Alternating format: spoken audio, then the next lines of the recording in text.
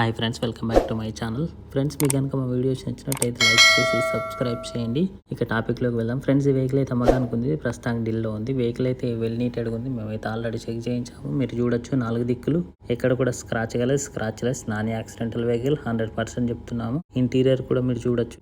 ఏ seat cover కూడా damage కాలేదు. చాలా చక్కగా ఉంది. పవర్ స్టీరింగ్, పవర్ విండోస్ అయితే ఉంటుంది. టైర్లు కూడా 70% వరకు టైర్స్ అయితే ఉన్నాయి. అలై వీల్స్ కూడా ఉంటాయి.